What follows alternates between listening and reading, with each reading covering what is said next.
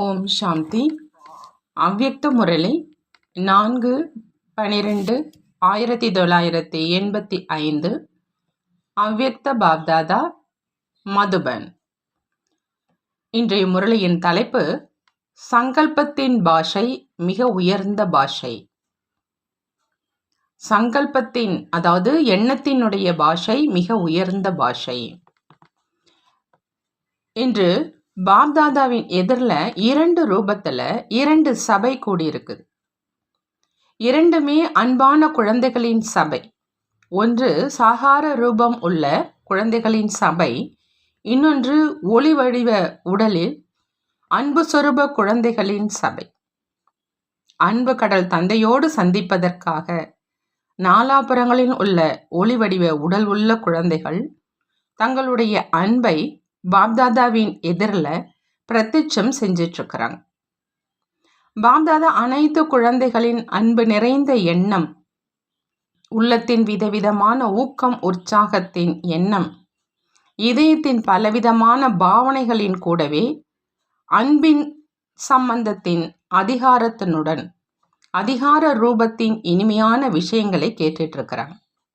ஒவ்வொரு குழந்தையும் தன்னுடைய இதயத்தின் நிலைப்பாட்டை, தன்னுடைய பலவிதமான குடும்ப சூழ்நிலையினுடைய நிலைப்பாட்டை, சேவையினுடைய செய்திகளினுடைய அந்த நிலையை கண்களின் பாஷை மூலம், சிரேஷ்ட அன்பின் எண்ணங்களின் பாஷை மூலம் தந்தையின் எதிரில் தெளிவாக வச்சிட்ருக்கிறாங்க. அனைத்து குழந்தைகளுடைய ஆன்மீக உரையாடல் பாப்தாதா 3 ரூபங்களில் கேட்டுட்ருக்கிறார். ஒன்று கண்களின் பாஷை மூலம் சொல்கிறாங்க, இரண்டாவதாக பாவனையினுடைய பாஷையில் சொல்கிறாங்க, மூன்றாவது எண்ணத்தின் பாஷையில் சொல்கிறாங்க. வாய் மூலம் பேசும் பாஷையோ பொதுவான பாஷை. ஆனால் இந்த 3 விதமான பாஷை ஆன்மீக யோகி வாழ்க்கையினுடைய பாஷை. கண்களின் பாஷை, பாவனையின் பாஷை, எண்ணத்தின் பாஷை. அது ஆன்மீக குழந்தைகள் மற்றும் ஆன்மீக தந்தை தெரிஞ்சிருக்கிறாங்க. மேலும் அனுபவம் செய்கிறாங்க.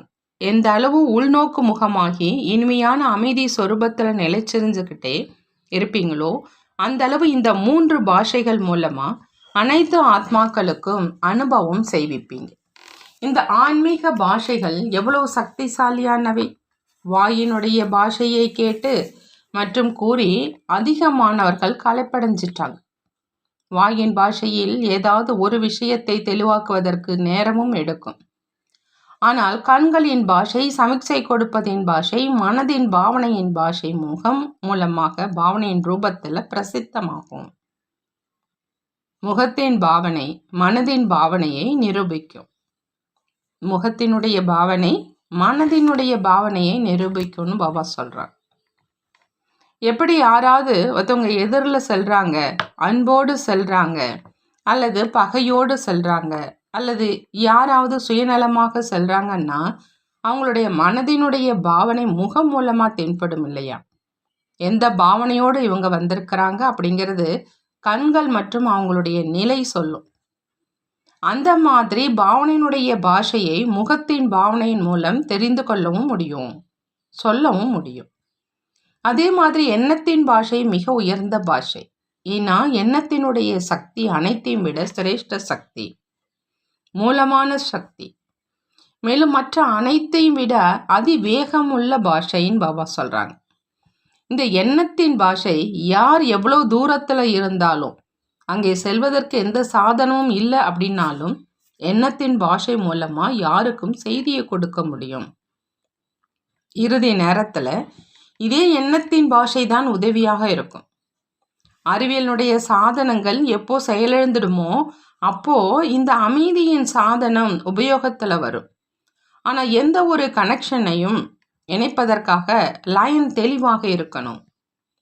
எந்த அளவு ஒரு தந்தை மற்றும் அவர் மூலமாகவே கேட்ட அந்த ஞானத்துல மேலும் அதே ஞானம் மூலமா சேவையில எப்பொழுதும் பிஸியாக இருப்பதற்கான பயிற்சி உள்ளவராக இருப்பீங்களோ அந்த அளவு சிரேஷ்ட எண்ணம் இருக்கும் காரணத்தினால லயன் தெளிவா இருக்கும். வீணான எண்ணங்கள் தான் இடையூறு செய்யக்கூடியது. எந்த அளவு வீணானவை முடிஞ்சு சக்திசாலியான எண்ணம் இருக்குமோ அந்த அளவே எண்ணத்தினுடைய சிரேஷ்ட பாஷையை தெளிவாக அனுபவம் செய்வீங்க அப்படின்னு பாபா சொல்றாங்க. எப்படி வாயினுடைய பாஷை மூலம் அனுபவம் செய்றீங்க இல்லையா? எண்ணத்தின் பாஷை ஒரு நொடியில வாயின் பாஷையை விட மிக அதிகமாக யாருக்கும் அனுபவம் செய்விக்க முடியும். 3 நிமிடத்தின் சொற்பொழிவினுடைய சாரத்தை ஒரு நொடியில எண்ணத்தின் பாஷை மூலமா அனுபவம் செய்விக்க முடியும். ஒரு நொடியில ஜீவன் முக்திங்கிற வர்ணனை இருக்குது இல்லையா? அதை அனுபவம் செய்விக்க முடியும்னு பாபா சொல்றாங்க. 3 நிமிடத்தினுடைய சொற்பொழிவினுடைய சாரத்தை ஒரு நொடியில எண்ணத்தின் பாஷை மூலமா அனுபவம் செய்விக்க முடியும். ஒரு நொடியில ஜீவன் முக்திங்கிற வர்ணனை இருக்குது இல்லையா? அதை அனுபவம் செய்விக்க முடியும்னு பாபா சொல்றாங்க. உள்நோக்கு முகமுடைய ஆத்மாக்களுடைய பாஷை இதே ஆன்மீக பாஷை. இப்போ நேரத்துக்கு ஏத்த மாதிரி இந்த 3 பாஷைகள் மூலமா சுலபமாக வெற்றியை பிராப்தி செய்வீங்க. உழைப்பும் குறைவு, நேரமும் குறைவாக ஈடுபடுத்தப்படும். ஆனால் வெற்றி சுலபமானது. ஆகையினால இப்போ இந்த ஆன்மீக பாஷையினுடைய பயிற்சி உடையவங்களாக ஆகுங்க. இன்று பாப்தாதாவும் குழந்தைகளின் இந்த 3 விதங்களின் பாஷையை கேட்டுட்டு இருந்தார். மேலும் அனைத்து குழந்தைகளுக்கும் பதில் சொல்லிட்டு இருக்கிறார். அனைவரின் மிக அன்பான சொரூபத்தை பாப்தாதா பார்த்து அன்பு கடலில் மூழ்க வைத்து கொண்டிருக்கிறார். உங்கள் அனைவரினுடைய நினைவுகள் சதா காலத்துக்காக நினைவு சின்ன ரூபம் ஆவதற்கான சிரேஷ்ட வரதானம் கொடுக்கிறார். அனைவருடைய மனதின் பலவிதமான பாவனையை தெரிந்து அனைத்து குழந்தைகளுக்காக அனைத்து பாவனைகளுக்கும் பிரதிபலனாக எப்பொழுதும் தடையற்றவராக ஆகுக, சக்திசாலியானவர் ஆகுக, அனைத்து சக்திகளும் நிரம்பியவராக ஆகுக. இன்னும் அந்த சுப பாவனையை இந்த ரூபத்துல கொடுக்கிறாங்க. எல்லோருடைய மிக அன்பான சொரூபத்தை பாப்தாதா பார்த்து அன்பு கடல்ல மூழ்க வச்சிட்டு இருக்கிறாங்களாம். உங்கள் அனைவருடைய நினைவுகள் சதா காலத்துக்காக நினைவு சின்ன ரூபம் ஆவதற்கான சிரேஷ்ட வரதானம் கொடுக்கிறாங்க. அனைவருடைய மனதின் பலவிதமான பாவனையை தெரிந்து அனைத்து குழந்தைகளுக்காக அனைத்து பாவனைகளுக்கும் பிரதிபலனாக எப்பொழுதும் தடையற்றவர் ஆகுக, சக்திசாலியானவர் ஆகுக, அனைத்து சக்திகளும் நிரம்பியவர் ஆகுக என்னும் சுப பாவனையை இந்த ரூபத்தில் கொடுக்கிறார். அனைத்து குழந்தைகளின் என்னென்ன சுப விருப்பங்கள் இருக்குதோ சூழ்நிலைக்கு ஏத்த மாதிரி சகயோகத்தின் பாவனை மற்றும் சுப விருப்பங்கள் இருக்குதோ அது அனைத்து சுப விருப்பங்களும் அனைத்து சுப விருப்பங்களும் பாப்தாதாவினுடைய சிரேஷ்ட பாவனை மூலமா நிறைவேறி கொண்டே இருக்கும் என்பதுதான் தந்தையினுடைய சுப பாவனை. நடைமுறையில சில நேரம் சில குழந்தைகளின் எதிரில் பழைய கணக்கு வழக்கு சோதனையின் ரூபத்துல வருது. அது உடல் வியாதியின் ரூபத்துல அல்லது மனதின் வீணான புயலின் ரூபத்துல சம்பந்தம் தொடர்பின் ரூபத்துல வருது. யார் மிக நெருக்கமான சகயோகியாக இருக்கிறாங்களோ அவருடன் கூட சகயோகத்துக்கு பதிலா மெல்லிய ரூபத்தில் மோதல் ஏற்பட்டுடுது. ஆனா இந்த அனைத்து பழைய கணக்கு பழைய கடன் போன்றவை அடைக்கப்பட்டு கொண்டு இருக்குது.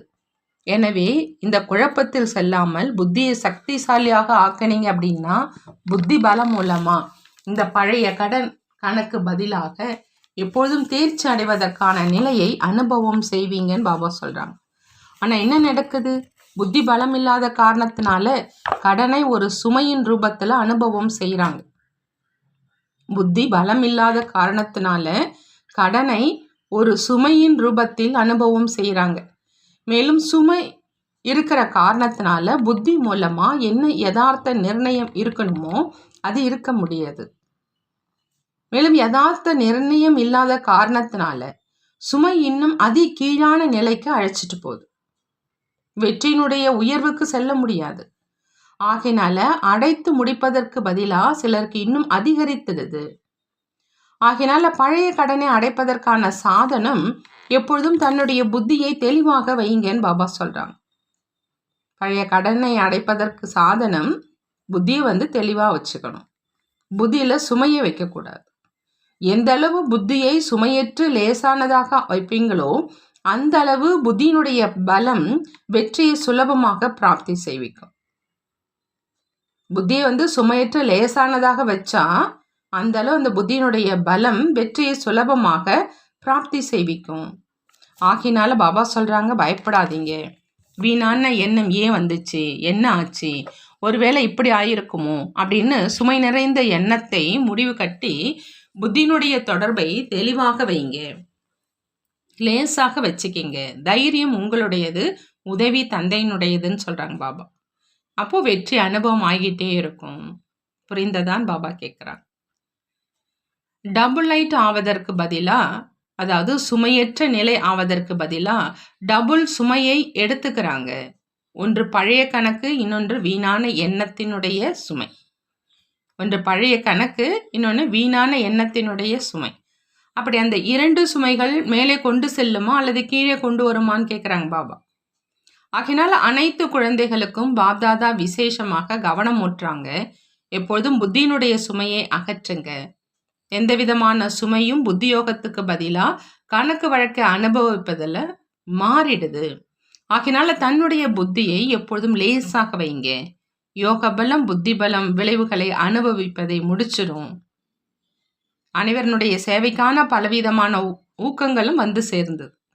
யார் எந்த அளவு உண்மையான உள்ளத்தோடு சுயநலமற்ற உணர்வோடு சேவை செஞ்சிட்டு இருக்கிறாங்களோ அந்த மாதிரி உண்மையான உள்ளம் உள்ளவங்க மீது பாபா எப்பொழுதும் திருப்தியாக இருக்கிறாங்க. மேலும் அதே திருப்தியாக இருப்பதனுடைய அடையாளமா உள்ளத்துல திருப்தி மற்றும் சேவையில வெற்றி இருக்கும். இதுவரையிலும் என்னென்ன செஞ்சிருக்கீங்களோ, மேலும் செய்து கொண்டு இருக்கீங்களோ, அவை அனைத்து மிக நன்றாக இருக்குது. இன்னும் வரும் நாட்கள்ல இன்னும் நல்லதாக கண்டிப்பாக ஆகும். எனவே நாலாபுறங்களிலும் உள்ள குழந்தைகளுக்கு பாப்தாதா எப்பொழுதும் முன்னேற்றத்தை அடைந்து கொண்டே இருங்க, விதிப்படி வளர்ச்சியை அடைந்து கொண்டே இருங்க அப்படிங்கிற இந்த வரதானத்தின் கூடவே பல மடங்கு அன்பு நினைவுகளையும் கொடுக்குறாங்க. கையால் எழுதப்பட்ட கடிதத்துக்கும் மற்றும் மனதால் எழுதப்பட்ட கடிதத்துக்கும் அனைத்து குழந்தைகளுக்கும் வாழ்த்துக்களை சேர்த்து பதில் தர்றாங்க. சிரேஷ்ட முயற்சி செய்வது, சிரேஷ்ட வாழ்க்கையில எப்பொழுதும் நீடூழி வாழ்க்கை என்ற அன்பின் சிரேஷ்ட பாவனையையும் சேர்த்து அனைவருக்கும் அன்பு நினைவுகள் மற்றும் நமஸ்காரம் செய்கிறாங்க. நாமும் நம்மளுடைய பாப்தாதாவுக்கு அன்பு நினைவுகள் மற்றும் நமஸ்காரம் செய்வோம். நல்லது. ஓம் சாந்தி. நன்றி பாபா, நன்றி.